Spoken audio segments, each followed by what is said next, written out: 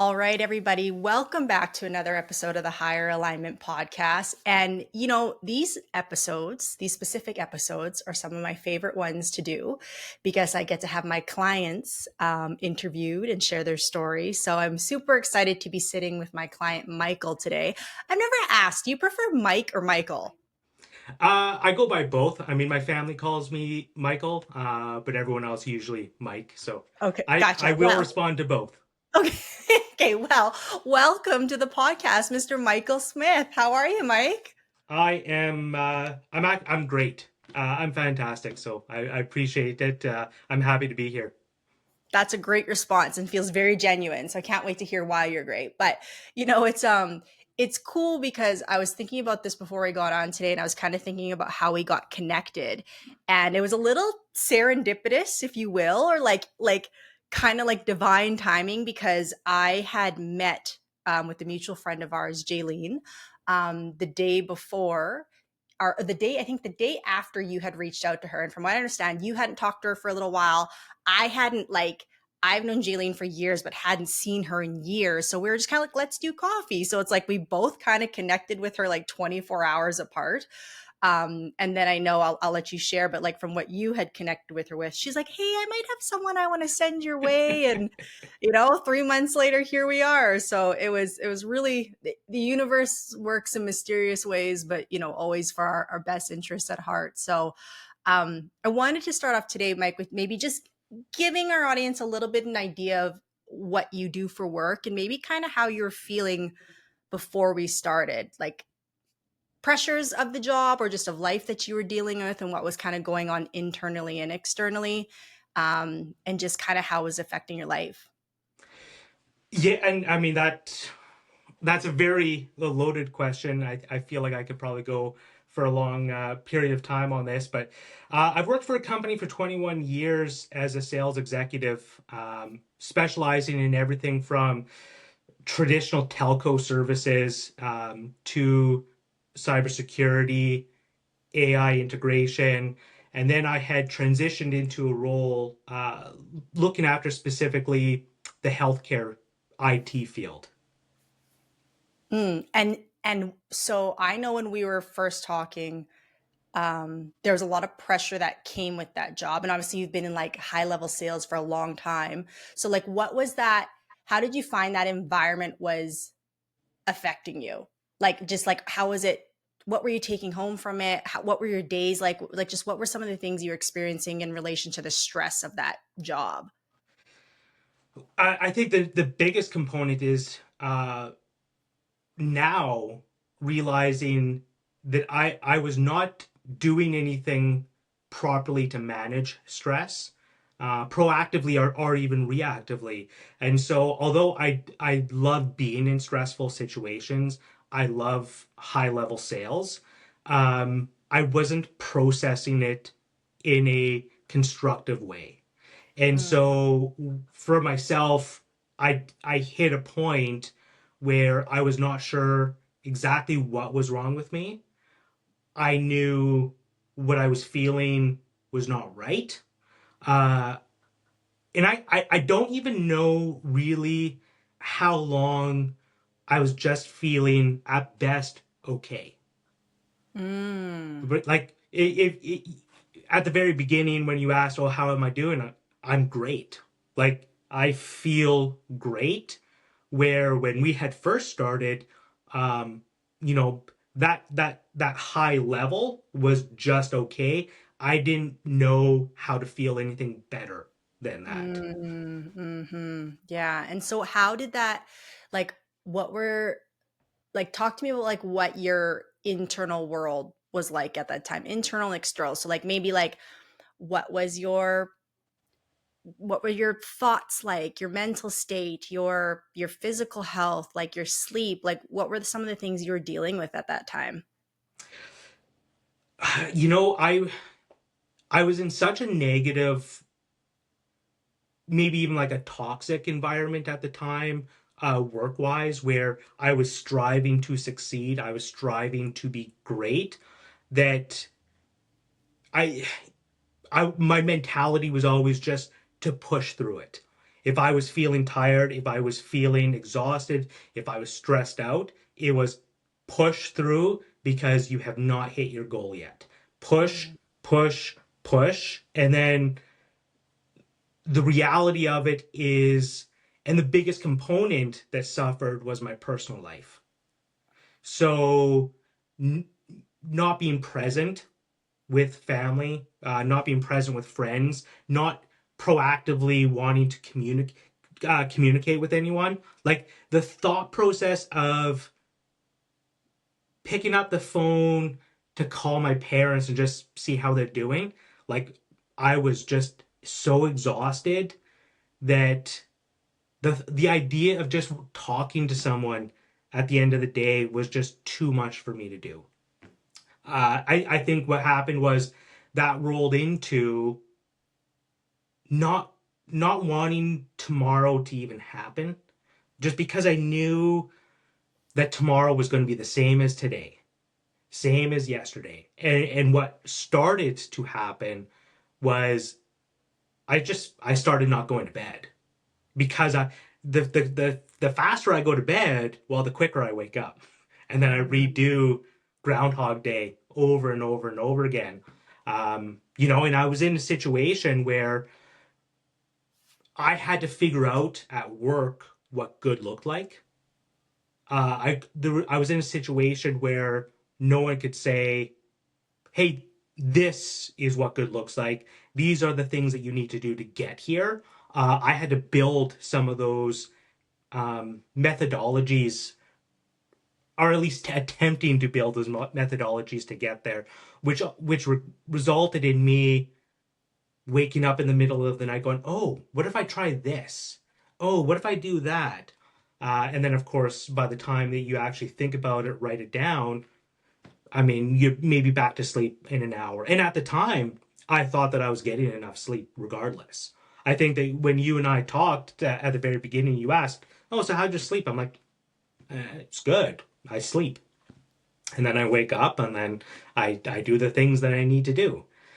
Um, and it's been like it's interesting because sometimes I really have to sit down and think about how I truly felt at the time, to really understand, like even really understand why I feel great today, what we've Mm. done differently, so that, like, I'm pretty sure that for the last 3 months, I don't think that I've even hit the okay feeling. Like I'm way above that. Um, Mm. that again, I really have to sometimes reflect on truly how I was feeling. I'm a firm believer, and you know this. Um, people people come into your life for a specific reason. It could be a long time, it could be a short time. And you mentioned that we were connected by Jaylene, and she popped into my head, and I'm like, oh, I just want to see how she's doing. But I know also subconsciously that because she did the same job as me, she knows the stress, the pressure, the pain points. And it literally, all it took was for her to say, "How you doing?" Mm. And like it's so weird because I can be asked that by so many people, and I'm like, "Oh yeah, no, I'm doing good," because it's just that's what you say. About when Jaylene asked, "How are you doing?" I was like, "Oh, I'm not good." Mm. And so, like, with that conversation, she says the same thing. She's like, "Would you ever be interested in actually like talking to someone?" Um, and here we are, 3 months later. Yeah. Yeah. Okay, you dropped so many gems in what you just said. Like, I'm like, I need to go back to so many of these points. Like, so, so good, right? But okay, so the first place I want to backtrack a little bit to is because I talk about so often how most people don't realize they're burnt out because they're in denial.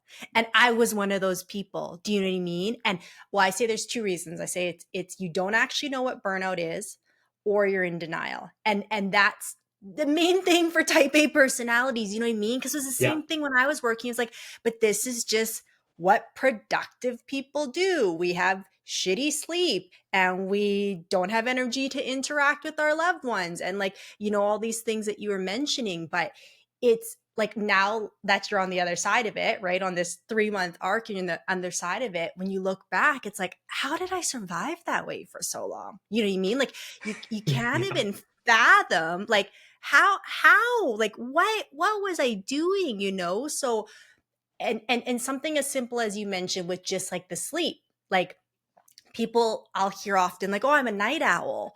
Or, you know, when I get home, I just want to like zone out and I either want to scroll or want to watch something on TV. And they think it's just their downtime or their me time finally because, you know, they can finally shut off their brain, quote unquote, from the day. But a lot of the time, it's just exactly what you said of like protesting the next day because they go, as soon as I go to sleep, and it's probably not even going to be a good sleep, so that it's not even going to be fun or enjoyable for me, right? And then I'm going to wake up exhausted anyway, so also not fun. And then I got to go through the same shit I did today. Then they start watching true crime documentaries before sleep or like, you know, or playing games or scrolling social media and watching these absurd things, you know what I mean? We find anything we can do not to go to bed. And I'm just so glad you highlighted that because I don't think most people realize that that's a sign that you're trying to escape your everyday life, you know? 100%. And really not knowing or realizing that I was operating like at a red line. Like I was max capacity 24/7, which also meant that like I was very irritable. There were times where because I work from home, my wife works from home. There was times like I'd go in the house and I would make lunch, and without even communicating with each other, my wife would come downstairs and she'd just be like, "Oh, I don't even know if I can be around your anxiety level right now." And for me, I'm like, "Oh, this is my everyday."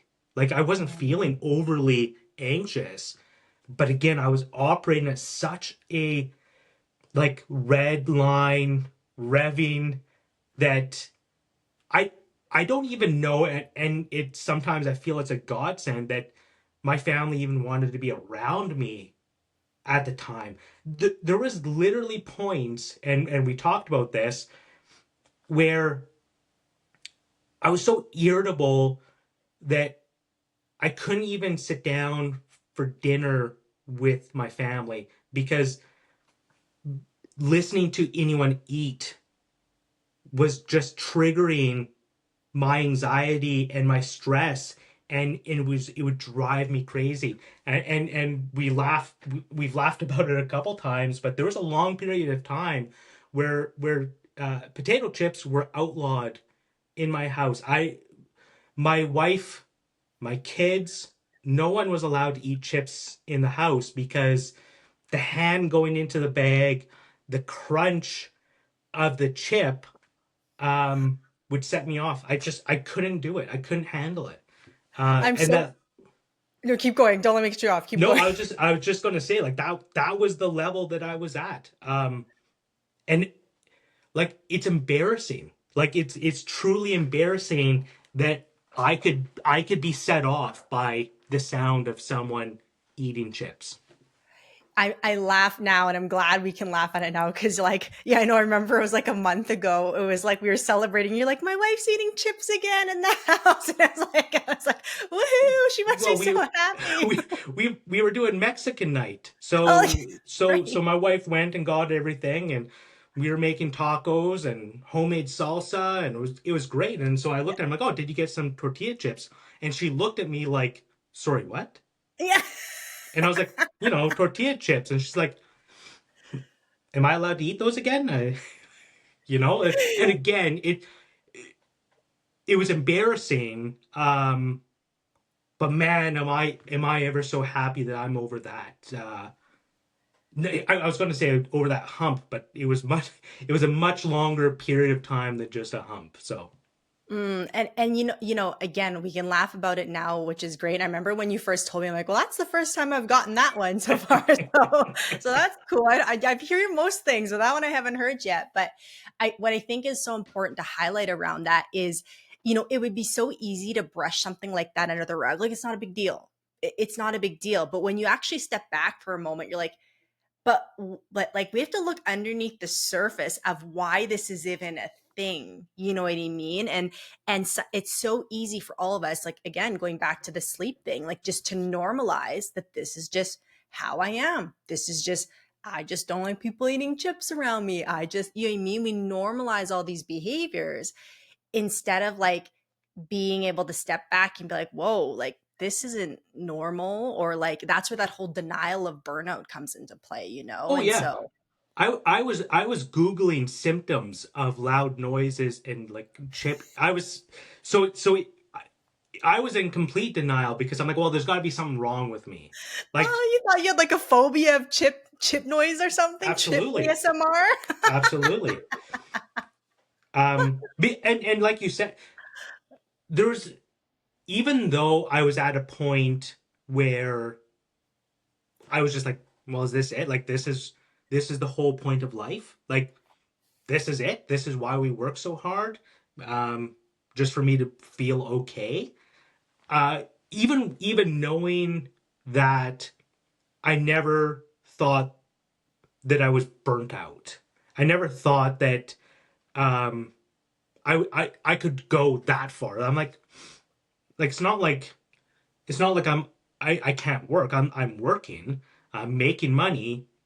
Um, so they yeah, like it was an interesting concept. But I thoroughly remember the first time that you and I talked, and I remember.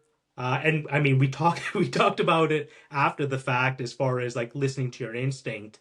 Uh, but I remember everything that you were saying. My whole body was just, you have to fully embrace and do this and get into this. Mm, Like, mm, just everything that you said just resonated. And I know that you were also high level sales and you went through very similar experience, and so that resonates. Understanding your story, um, but at the same time, like, I feel like there's other professions out there. There's therapists out there that could say the same thing. Um, but it's your program. It's you, and you also have like a very holistic approach to it as well, that I instantly appreciated to it and kind of aligned with. But yeah, I remember that day because I feel like that's like a pinpoint in my life span to go, oh, that was the day.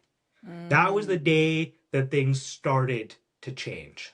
Well, and I have to give you your flowers here while you say that, because so many people will have that same moment and fall back into their old patterns. Do you know what I mean? And that's most of us in a lot of situations, not even necessarily just with this, just as simple as something some like me going like, oh, I'm not gonna have dessert anymore. And then the next day I have dessert. You know what I mean? Yeah. Like just that, like you could have very easily just been like, well, is this even going to work? Like I'm like, and again, back to the whole denial part as a high performer is high performers who are burnt out are still high functioning. That's the confusing part, right? Because you're still making money and you're still producing, but it's at the expense of like your well-being. So then when you're faced with an opportunity, I see it all the time when I sit on calls and people know what they're doing isn't working. They're not happy. They're not connected. Their relationships are suffering. They think every other day about finding a new career, moving into a beach and just like abandoning everything. But they're faced with an opportunity for change and that old programming steps in and they still choose the lesser of two evils, if you will, or whatever. Like they choose the safer route, which is just to keep doing what they're doing and what they know. Right. And where you heard it, you felt it in your body, your mind might have fought it a little bit, but you gave into the urge. And like, and that's why I've said from the beginning, like why you've gotten such great results and so quickly is because you just like were committed to the process and also vulnerable with the process. And like for anyone listening, that doesn't mean like when I say commitment, I'm not asking you to do like hours and hours of work every week and you're like, it's just being committed to like choosing a healthier way of being productive, really, and a healthier way of managing stress, right? And like, yeah, I've told you this so many times, but just seeing where you were, sorry, to where you are now, it's literally like a whole different person, which has just been incredible for me to witness, and that's why I'm glad you're here sharing your story now. So it's so good. Absolutely. And again, I'm smiling and laughing because it's just it's as much 180 as I can possibly even imagine possible. Mm, Um, even talking to my wife, like what was it, a year and a half ago, and again, stress level high. I was going through a moment where a family member was passing away, but I hit a moment of um, still working every day through this stress level sky high, and then like I wasn't listening to my body either, and I ended up with a pretty like spike in um, glucose level, where I ended up becoming diabetic. But I forgot all of this, and you and I haven't talked about it before. But like even at that moment of being unwell, I was still pushing through as hard as I could work wise. Um, like the diabetes was so high that my body actually started shutting down, and I lost my eyesight for a week. yeah, Um, you haven't shared that with me. yeah, like I was blind. Like I couldn't, my pupils couldn't dilate. I couldn't focus on anything. I couldn't read anything. But I still worked every single day. I had my wife reading my emails for me, responding for my email. My phone would ring and I was like, "Hey, is this a business call or a personal call? Like, should I take?" And in my head, it was just like, "Okay, well, I guess I'm just blind now. I got to figure out how to make this work." Instead of actually just realizing, "Ooh, maybe we just have to pause for a second." Wow. Okay. Yeah. A, you never told me that, but B, it's so true, right? And this, to me, what this speaks about is just that element of control, right? And again, the typical high performer nature of just push through, keep making things happen. But also this element of like when we feel out of control within or we don't have a grasp on what's happening within us, it's almost like we try to control more outside of us, right? It's like if you don't have a strong leg to stand on, then you're going to grab onto every railing or every, whatever you can hold on to outside of you to try and keep yourself propped up because your leg isn't strong, your foundation isn't strong, right? And I think what you said is so key of just being like most people when things aren't going right or the body's breaking down or whatever, we're just like, just push your way out of it when like Yeah, what you actually need to do is just like, hey, let's just like step back and look at like why this is even happening in the first place. Right. but even at the beginning of us talking, I I I I was so again at such a different level of stress and burnout that I wouldn't have even been able to articulate or take the time to really even tell you how I was feeling. Because Mm, again, just the go to, just, yeah, I'm good. I'm fine. Let's move on. I'm good. right. Right? Right. Like such a difference. Right. Right. Well, and again, glad you brought that up because burnout is almost like it's like, oh, you're burnt out. It almost feels like it's like we can't handle it. you know what I mean, as people who are in high pressure, whatever, when you think of burnout, it feels like a cop out almost. Do you mean? So we Yeah. none of us want to own it. Like we might know we're like, I know I'm stressed, but I'm not going to admit I'm burnt out because that to me sounds like defeat or that I can't handle it or that I'm weak or empathetic or whatever nasty kind of words you want to call ourselves, right? Where it's really all it's saying is, hey, we just got to do things differently. That's literally all it's asking to do. It's like, hey, if you just take a moment, we gotta adjust our strategy a little bit. You can keep being just as ambitious and driven and have these goals. You can do as much as you want still, but we need to approach it differently, Hmm. right? And so many of us just get so stubborn or hard-headed or whatever the case is that we don't want to even just like take a moment to adjust that, right? um I wanted to ask you, like, when in the process, or even just like, what was your biggest aha moment throughout this? Like what was the moment where you go, wow, okay, this is starting to click, or like, wow, like I get it now, where like you were able to like, kind of step into this place of like seeing that past version of you and being like, oh yeah, yeah, yeah, no, this isn't going to work anymore, or this is what it's supposed to feel like. Like, what was that for you? I mean, there's been so many aha moments, and the overall your program, your methodology works, and it works so well because, like you said, it's not like, hey, you have to do these 100 things and then you're going to feel better. There's a module every week, and I really started embracing writing things down, doing the modules. And there's definitely times where not that I didn't want to do a certain module, but I had to be in the right mindset to kind of like be maybe vulnerable enough. Like, again, understanding how I'm feeling. But there was a moment, I don't know if it was halfway through or if it was closer to the end. Um, I was in my house, and I all of a sudden I stopped, and I realized that my body was just calm. Mm. And I say that because, in like movies or commercials, advertisement, and like I always think of like a Corona commercial where they show the person on the beach under an umbrella drinking a Corona, and you see that and you're like, oh, that looks nice. That's how I felt in my house.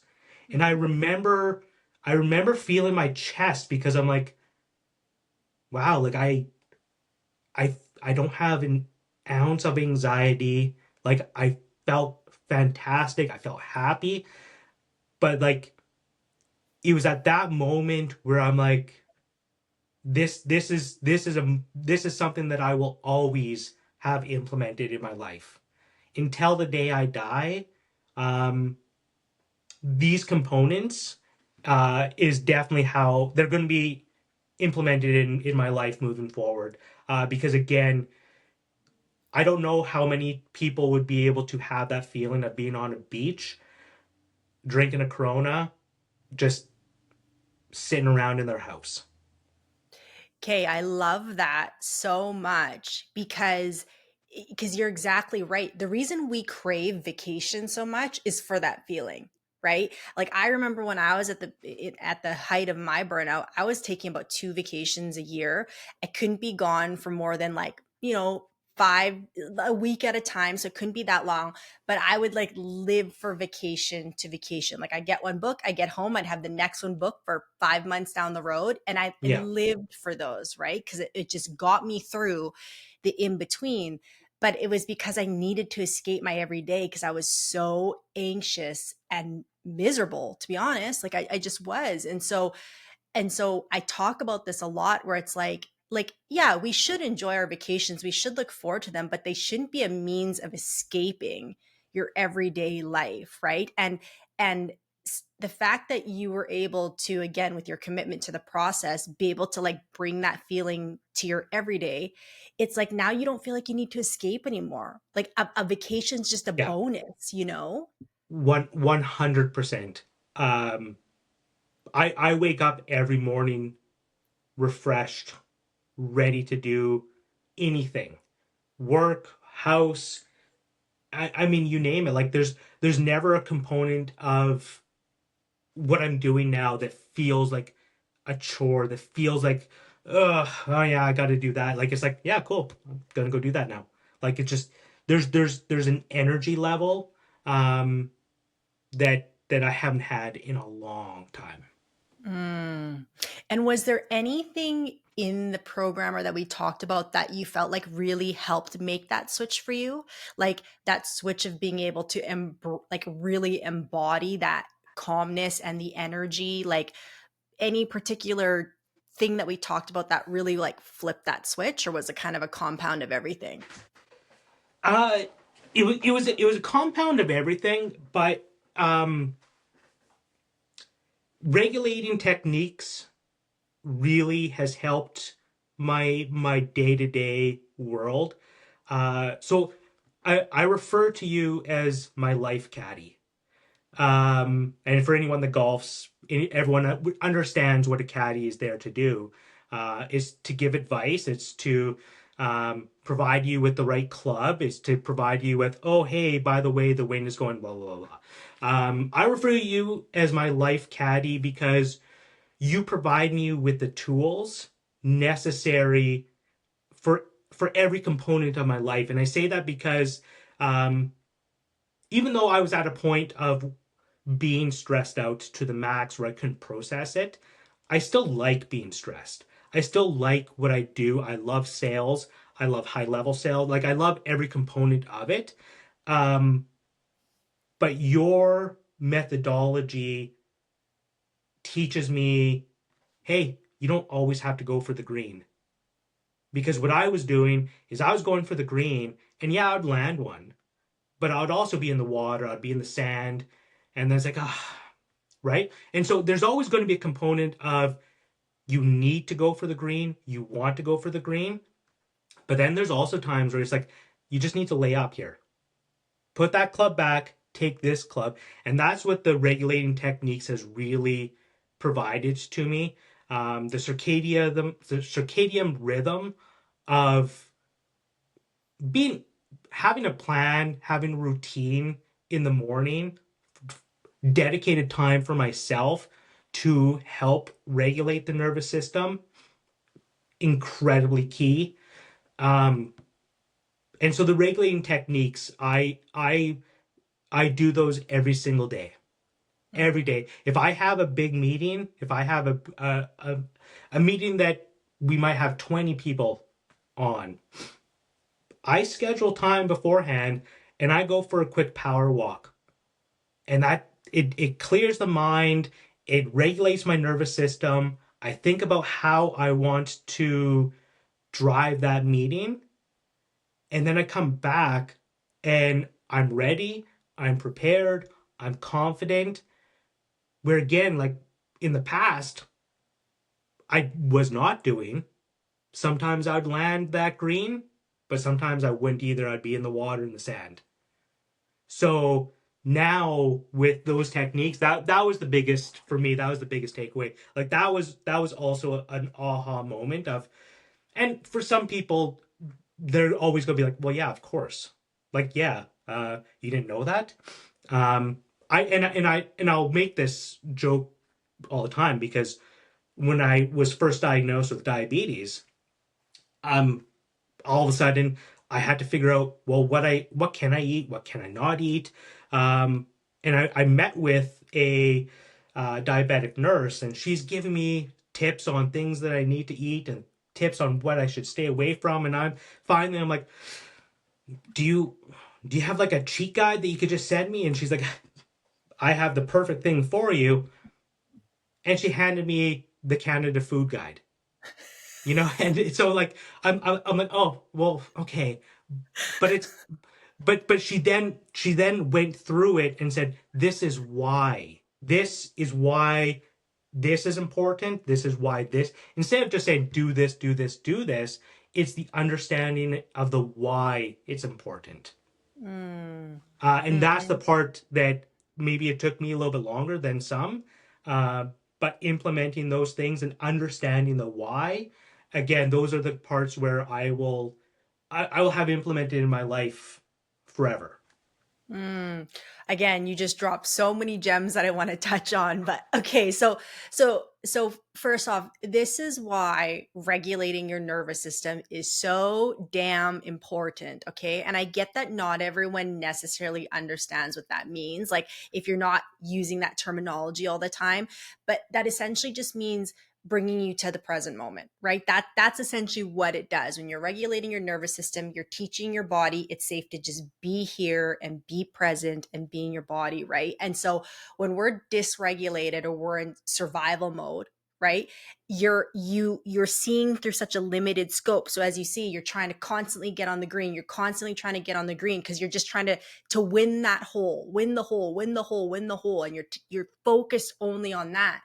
Where it's like when you're regulated, it gives you this sense of being able to zoom out and now see the entire whole. Okay, so what's the strategy we can use around this to score low, right? To have the least amount of strokes possible, but so that we're going to have a good overall game, right? And so like I remember that when you told me that, because I don't think we had actually even discussed it, the like regulating before something big. I don't think we had gotten to that part in the journey yet, but you were doing so good with your morning regulating and your after work. And then you told me, and you're like, hey, I had this really big meeting and it went so good. But I took 10 minutes before to go regulate and like get my head in the game, but in a way where it's like calm, composed, confident. You know Yeah. what I mean? You're like, and it went so good. And to me, that's like priming the body.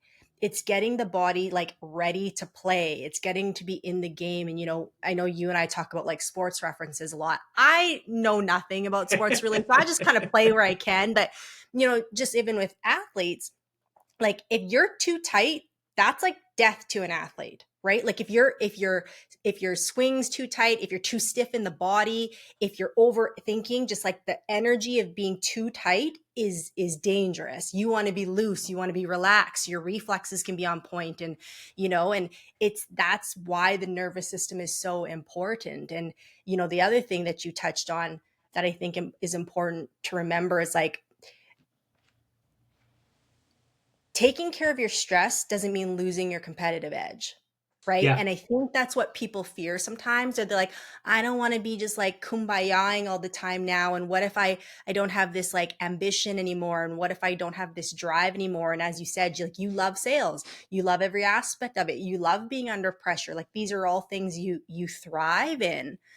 The goal of this journey was just to make it more sustainable, right? To make it sustainable long term so that you can do this for as long as you want. You enjoy the process, you enjoy the game of sales.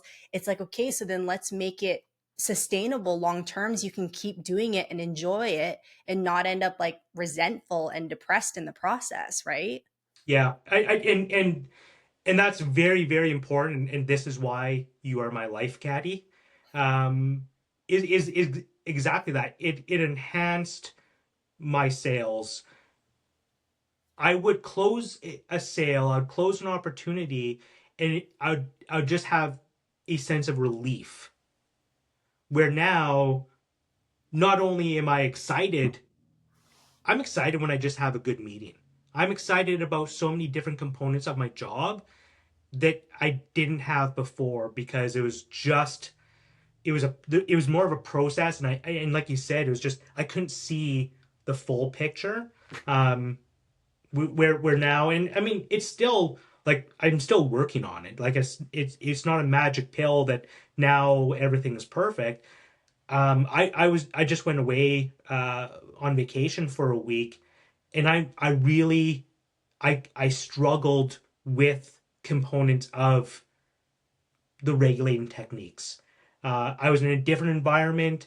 My circadian rhythm I did not prioritize, and that's why like I know that those are so important because when I didn't do them, it really started to affect my day to day, and then like I really had to start practicing. So um, my profession is way more enjoyable than it's ever been.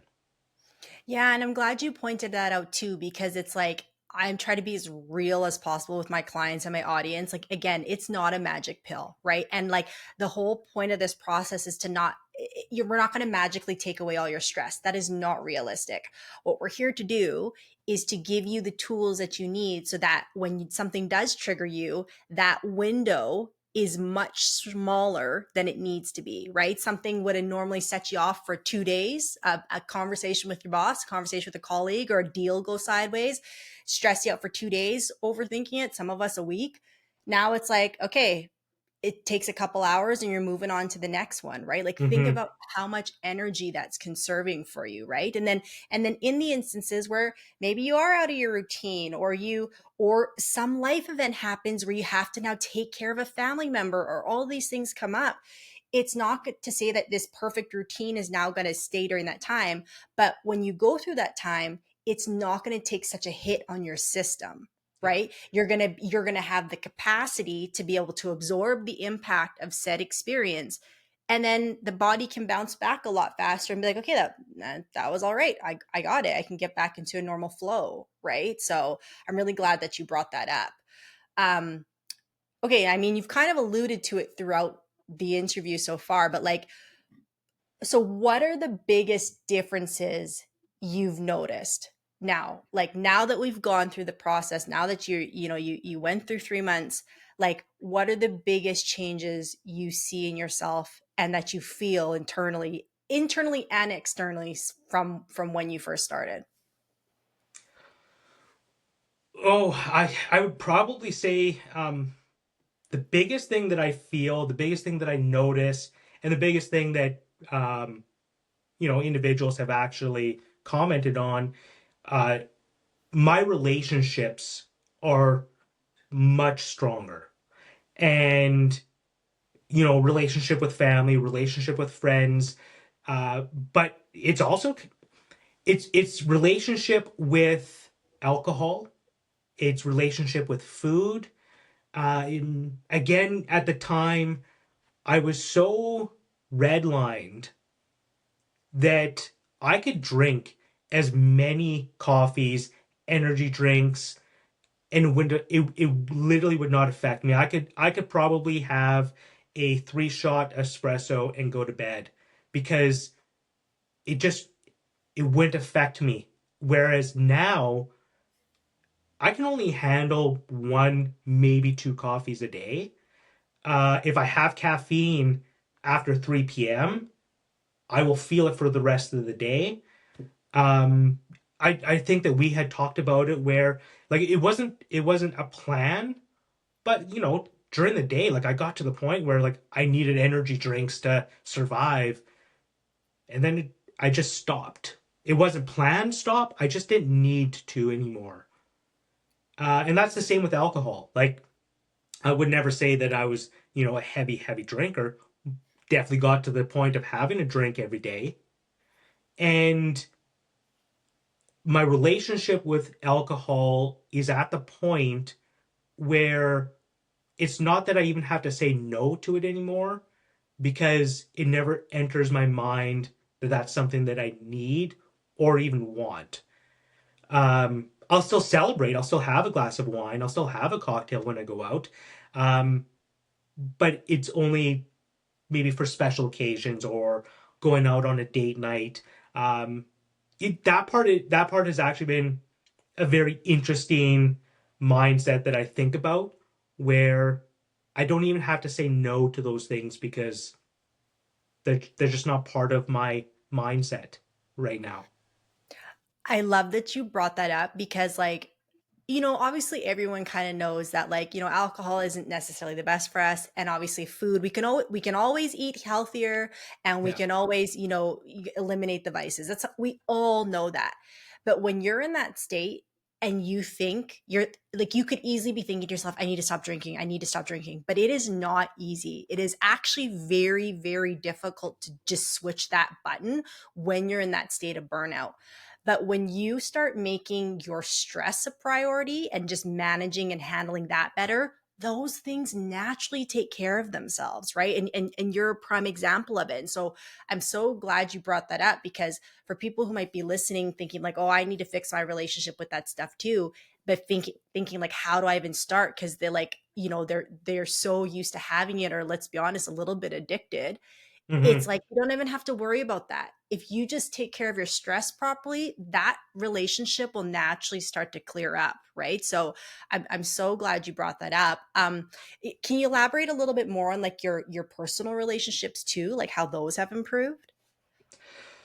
Well, I mean, I would say that they're a priority now. Like they're a mindful priority, um, because I'm at the point now where I'm not burnt out. I'm not irritable. I don't need to go and decompress after work and watch stupid shows and be on my phone and just have a little bit of me time. Um, it's literally, let's say work is done and it's going on adventures. It's being present, and I know that we've laughed about this before, but it's like it's going from just existing to going to a point where like I am the main character in my own story. And we are going to enjoy life as best as we possibly can. And that has been the biggest change. And I knew that that was the biggest takeaway that I wanted to to get from this, because I was putting so much energy just trying to push through the stress and the burnout that work was the number one priority. Where now, I feel and I'm finding that I'm being successful in every component of my life without sacrificing something else. That's the dream right there. You know what I mean? Like honestly, I think there's a very very small percentage of people in the world who just like have to be like, like an Elon Musk or something like that, where their wire for business is just like out of this world, and most of us are not wired that way. But what you just explained is what I think the majority of people want, right? They want to have healthy relationships, they want a healthy, successful business, and they want to be able to enjoy life. Do you know what I mean? Like, I Hmm. think at the basis, that's what the majority of us want.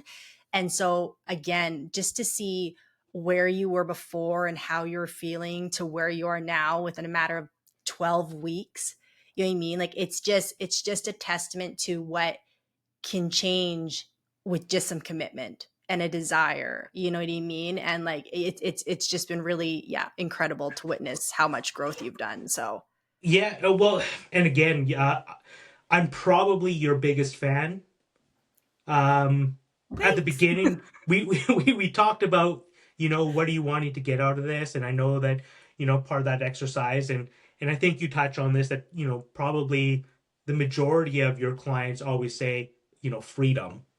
Um, and for myself, that freedom is giving me back that time in my day-to-day life.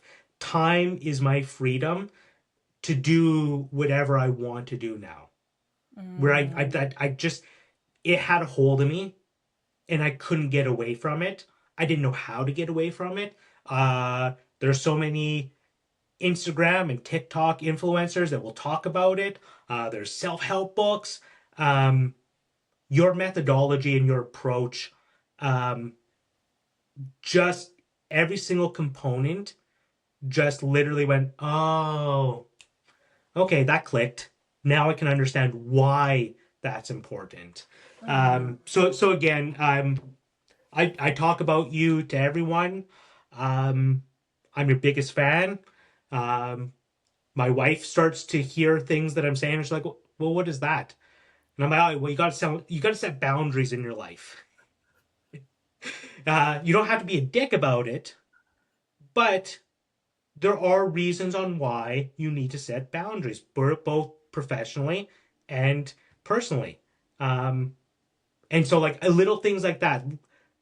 But again, the why is important. Um, I'll resonate, and I have my journal always on me. This is my second journal. I've never journaled once in my life. So Yeah. it was a bit of a shock. But now, like, I can go back into this and look at things that we discussed early on, to even just last week, and it's again, it's you being at that life caddy, you providing those tools that I can go back to and go, right, I remember talking about this. I remember now why that's important. So again, it works. Well, thank you so much for those kind words. I was going to ask you if anyone's thinking about whether they should do it or not, what would you suggest? But I feel like you just kind of summed it up right there. So, Well, yeah, and I think there's a passion behind it now, where I'm addicted to it. I'm attracted to it. I seek it out, and I can see where maybe others may be burnt out or not in alignment with something. Like I can, because I understand it more, I can see it and feel it. Um, and I'm just, there's just components of life that was holding me back, that those are gone, like they're mm, completely gone, and that I'm just very very appreciative of. So amazing, amazing. Well, this was really great, Mike. Like, I don't know how anyone can not be inspired after listening to this and the transformation you made. And like, to me, what's so inspiring about it is that like you can change at any moment. Like the last 10 years, the last 5 years, the last month doesn't have to define you. And whether you choose to do the change on your own or you seek out some help like this, like you can do it at any moment. It's just how fast you want to make the change, right? And that's why I find your story so inspiring, because for anyone who's been in the rut for the last 10 years, 15 years of building their career and living their life one way, like it doesn't have to be that way, and you're just a living testament of it. So thank you so much for your time today. Any final words you want to share? be vulnerable. Sometimes you cannot see the full picture when you're still in the frame, Mm, mhm. and that's the part, and you're the one that gave me that. So I stole it, and I use it all the time now, but it resonates. It's taking the time to actually step out of the picture, um, to see where you're at and where you want to go.